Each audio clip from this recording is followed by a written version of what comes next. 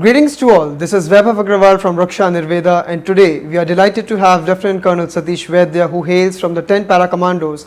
In his 21 years of service, he has been an integral part of several special forces operations. But today, apart from the valor and the glorious career he has had, we are here to explore the unheard side of the training. And when I talk about training, it includes both the mental and physical training a Para Commando goes through. So let's hear it from Lieutenant Colonel Satish Vaidya. A privilege to have you today, sir. Thank you very much for your time. And our viewers would love to know the training that makes a particular officer a Para Commando. Thank you, Vaibhav. It's always a pleasure to be with you. Being a Para Commando was something that came into my mind when in the third term in NDA, when our drill instructor was a Para Commando, and he told me all the hazards and difficulties and the vital tasks that they were supposed to do after parachuting 60 to 80 kilometers inside enemy territory. Okay. And once I decided to join it, we have to go through a probation in the unit. In our time, it used to be 35 days, and it used to be extremely intense, physically and mentally. And they used to try to gauge a person to what he actually is, which includes getting him drunk once, to see how he behaves subconsciously. All right. So now every week I used to have a physical efficiency test. We call it PPT, and BPT, Battle Physical Efficiency Test, which was quite taxing, and we had only one standard, which was excellent or fail. Now, I used to be physically excellent in the academy days, so I continued with it. But sustaining it for 35 days in our time was a bit of a challenge. Now, we had a survival march of 2 nights, which I had a buddy who was the doctor. And in the first night, we carried on quite okay, but the second night, he developed a pain in his foot, and he says that probably my metatarsal is hurt and I will not be able to walk anymore. All right. So because of being together, we had to take him along, and the best way to do that was to take a lift in a vehicle. So we did that. And when we missed a point because we reached there too early, so I was asked, how did you reach there so early? So did you take a lift? So I said, yes, we did take a lift. You can't lie about such things. So he said, why did you take a lift? You should have walked alone. I said, I wasn't alone, so I couldn't walk alone. So it's the buddy culture that you don't leave your buddy out. Yes, exactly. So we don't leave anyone behind. Right. And under the circumstances, the only thing I could do was to take a lift and bring him along. So they said that you have to be punished. So they didn't tell me in as many words, but the last test that I had was the 50-kilometer speed march. Okay. Now that involved walking in leather-soled drill boots with 13 nails on the soles, and to carry a load of 17 kilograms on the back with a old rifle that used to weigh about 5.5 kilos. All right. And I wasn't told anything. I was told to come there in scale A, which was a big pack with a rain cape and a blanket and so X number of contents that we had to have, right down to a needle and a canvas shoes. So I landed up there with my scale A, and they weighed it and they said this is only 11 kilos. So get some sandstone blocks which were lying around in the desert, and make the weight 17 kilos or 17 kilos, and they did that. But however much the blanket was there, it doesn't have a cushioning effect because it's so tightly packed inside the pack 08 that we used to have in those days. No rucksack and no frame and padding and all that. And I did not have a padding on the shoulder straps. I didn't have a headband which help me to put my weight forward and walk. Right. So this was kind of pulling me backwards. Backwards. And every inch that you get pulled back, your The balance goes back. So walking forward is that much difficult. When I reached 25 kilometers, I took off my boots because we started at 6 in the morning and I reached the turning point at about 9:30. So that was the break for a small brunch. So they gave us some halwa and chai. And I took off my boots and I saw both my feet had got complete blisters on the whole sole, both soles. Because of the shoes, those boots were one size too big for me. And they kept sliding forward and back so the while friction walking with the weight. Now, my own weight that time was about 52 kilograms. So with 25 kilos, I was almost 1.5 times my own weight. When the blisters were seen, it was almost impossible to walk back in the same boots. So I took permission to wear my canvas shoes, which I had in my pack. I was granted that permission under condition that I took the boots back. I had to carry my own boots back. Okay. So they added 2 kilos further back. And I walked back 25 kilometers in 8 hours and 45 minutes, which was 15 minutes left to pass. Had I reached after 9 hours, I would have failed. Okay. So it was an acid test, and I said, if I have to stay here, I have to do it. And that was it. So other ways to test the physical and mental toughness could be that the finish point is marked at a certain place, but when the person reaches there, he is told, sorry, we made a mistake in calculating the distance, it's another 1 kilometer. So if a person is up to it, he'll say, okay, I'll carry on one more. And that helps us in real life operations where endurance really matters. Endurance, physical and mental. And I realized that mental endurance is more important than physical. The body will take a lot of pain, but the mind gives up. Right. So, our unit had a system of probation for all the men, everybody who joined.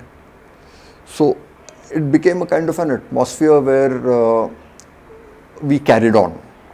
We could, and that helped in IPKF operations. It helped in my tenure in the Northeast, where on one particular day we walked through the rain, through the darkness for 13 hours, the whole day. And we reached a village which normal platoons and companies may not have done.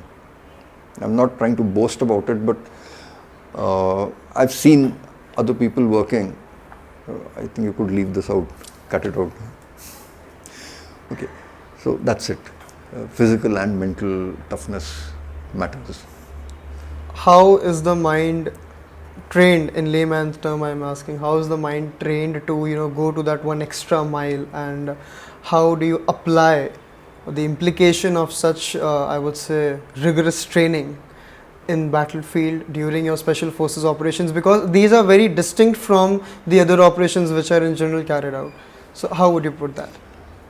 The thing that differentiates the special forces from the normal unit would be the size of the force, the amount of ammunition and weapons they need to carry.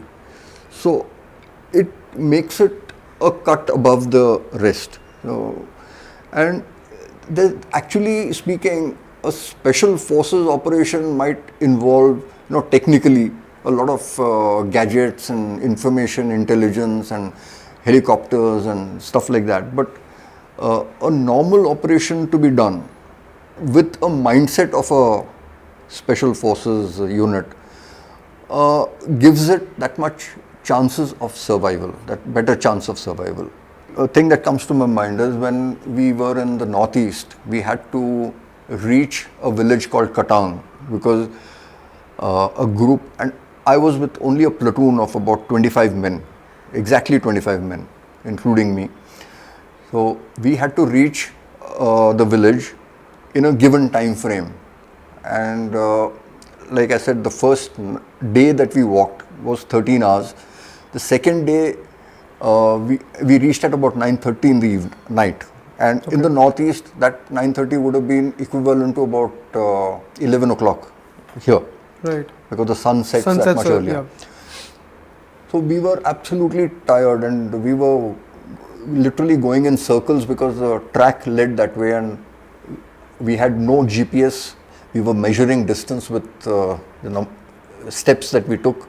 A person tied a knot at every 120 steps, which was 100 meters, to know where we were. And it was really very vague, that we had no idea where we actually were. Now, we actually reached Katang on the second day at about 6 o'clock in the evening, when the sun had just set, and it was raining throughout our walk. So we were walking in ankle deep water, and when we reached there was one person with an AK-47 that I saw with my eyes. It's very rare that in the northeast anybody sees a militant who's going to fire at you and With an get away with it. AK-47, yeah. So if you've seen him, you don't come back, or you don't see him at all. Okay. So we saw that guy, and we just took cover quickly, and his first burst from his AK-47 hit my scout on his left forearm. Oh. And he got thrown backwards, and he fell into a kind of a ditch and is shouting with pain. Now we had to return fire. So all my men who were at that point about 300 meters behind in a single file, we were still walking. We hadn't reached anywhere, we hadn't organized into a kind of formation or to face the fire. Now they all rushed up. We returned the fire, automatic fire, whatever.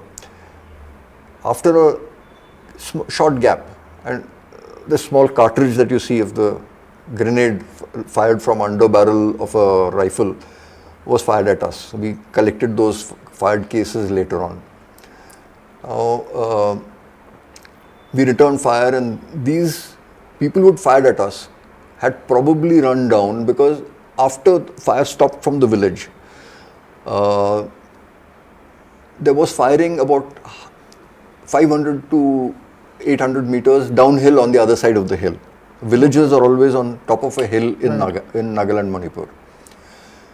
Now we didn't know what that was, and we were wondering why they would fire at us, because we were still here, and who are they firing at? So that remained a question, but all those pieces of that jigsaw got joined much later, and it turned out that their own fire had probably killed 8 of them and wounded 7 of them. Because our firing wasn't effective. When we went into the village, we found nothing there. And we went, the hill top was covered with clouds. Night vision goggles were a total blank of white. And there was nothing we could see. So we had to literally feel our way in, get into the village, and then look around. And while we were looking around, after about an hour and a half, I realized, let's take a head count, because we'd never reorganized after the firing started. So I told my senior JSO that just give me a head count. I hope we are all in. So he went away. After about 20 minutes, he hadn't come back. So I asked him what happened. He says, I'm coming. And after 10 minutes more, he came back and he says, one person is missing. Okay. My heart dropped. I mean, it almost stopped. I said, we've been through firing. We've been through darkness, clouds. And if one guy is missing, he could be captured, he could be wounded, or he could be killed. And I was literally, a teammate is missing. So something very difficult to deal with.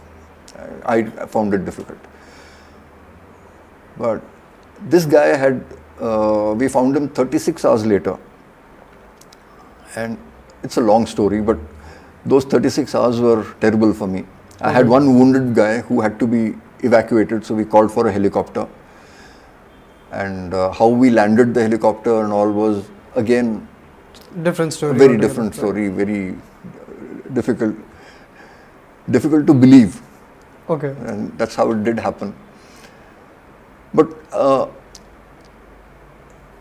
our training, our camaraderie, team spirit, and the ability to physically and mentally endure hardships, I think, and not just one person but the whole team, and that collective effort possibly led to that success.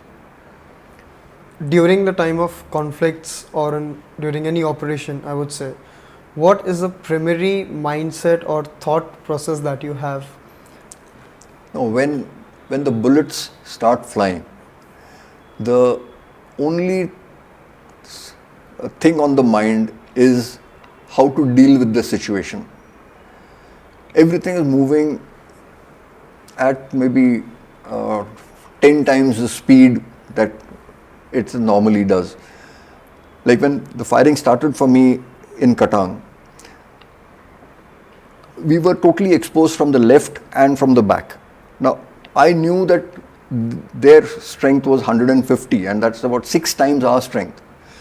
They could have easily, I don't know the lay of the land. Right. I don't know if there's a track that they could bring one party, even 2 men of theirs, if they reached behind me, we were exposed. Now, there were instances where the commander or the radio operator or the radio set has got shot up and communication to the rear is not possible. Now here we were least expecting to hit these people there because they could not cross a river and hence they'd come back to the village. They were a full day ahead of us in that kind of jungle terrain. Now I had to communicate to my headquarters that look, this is where I am and I am under fire. I know nobody is going to help me now because the closest platoon to me was 7 hours walk from where we were. I had to call everybody. I said, like a mayday call. I'm trying to tell them, look, I'm here and I'm under fire. I'm here and I'm under fire. Nobody responds. Now, for me, 2 seconds is a hell of a big delay. I wanted somebody to answer me immediately. And when nobody replied, I cursed them. I gave them proper abuses.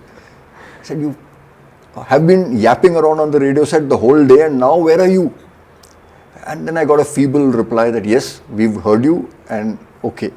I said, okay, now you've heard me, out. And I will now deal with the situation.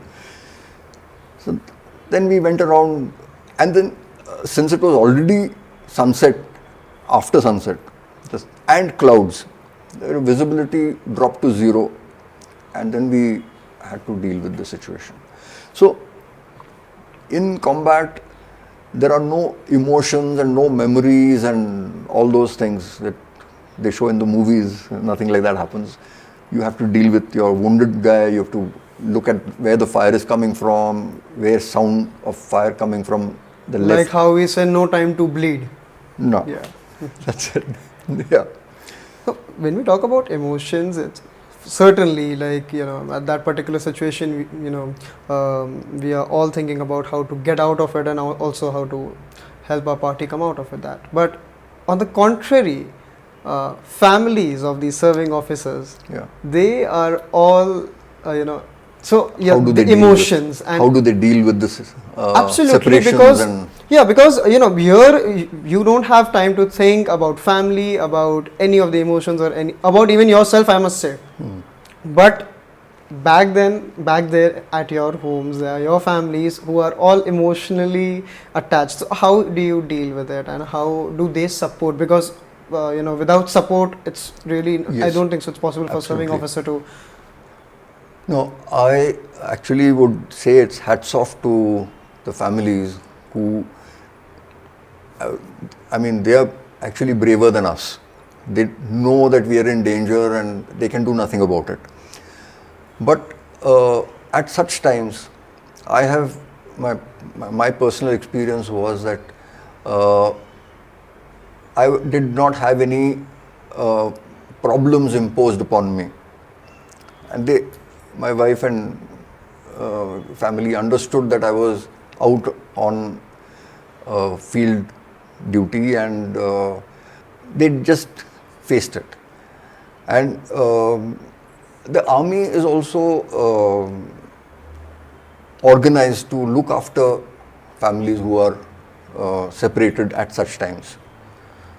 But in my case, whenever I was out, either in IPKF or in the Northeast, my family used to be back home here in Pune or her own place. So they had a support. How does a para commando like you looks at 15th August? 15th August was the day India got independence, and prior to that, our country was divided into many small states and kingdoms, and it was quite disorganized. I think hats off to the Iron Man, Patel, who unified the country and gave us an identity of India at that time. And now our diversity should be looked at as a strong point, because we are the longest surviving civilization in the whole world, and the maximum number of achievements have been here. Now it's up to us to build up on our strengths and to work on our weaknesses and avoid divisive forces to achieve some excellence. And I feel in some way that merit should be given due credit, and we should achieve excellence. And Right. So thank you very much, sir, for such an insightful conversation, and I truly believe that it would be inspiring the future generations to come. Thank you very much for your time, sir. I just did my bit. I hope everybody will continue to do so. And thanks a lot for this chance. Thank you very Thank much, you, sir. Weber.